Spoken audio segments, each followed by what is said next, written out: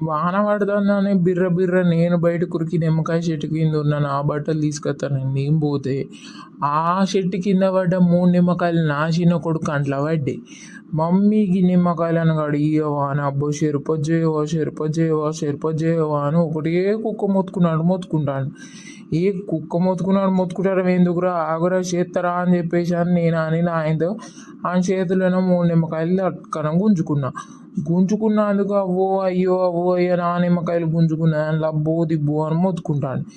వీటికి మొత్తుకుంటానవరా కడగడానికి నేను కొంట పోతానా అని ఆయన బకెట్లున్న నీళ్ళల్లో ఆ 3 నిమ్మకాయలని వేసి ఇంత గుడ్డ పెట్టి అటు ఇటు తూడ్చి ఓ చెంబులో గిన్నె నీళ్ళు పట్టుకొచ్చి ఆడ పెట్టి 3 నిమ్మకాయలను తీసుకుపోయి ఆ చెంబుల 3 వక్కల్ని 6 వక్కలు చేసి అలా పిండింత చక్కెర పోసి దాన్ని ఏందో డిజైన్ చేయన్నట.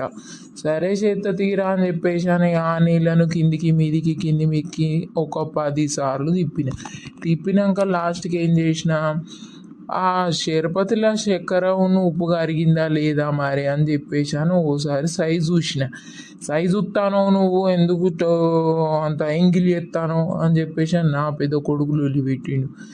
పోనీ తీరా మరి చక్కెర తీయగుందా లేదా మరి మళ్ళీ మీరు తాగరు కదా అని చెప్పేసి అని పుసుకన నేను సైజు చూసిన ఏడ్చినోడిని ఊకోబెట్టి మనిషికి 3 గిలాసాల్లో పోసి దానికి ఏందో స్టైలిష్గా ఇంత నిమ్మకాయ వక్కలను కోసి ఆ గిలాసుల అంచులో పెట్టి దాన్ని లాస్ట్కి ఏం చేసిన ఇక మనిషికి ఇంత పోతా అని చెప్పేసి అని ఆ గిలాసులకు ఆ డిజైన్ చేసి మనిషికి 1 గిలాస్ ఇచ్చిన.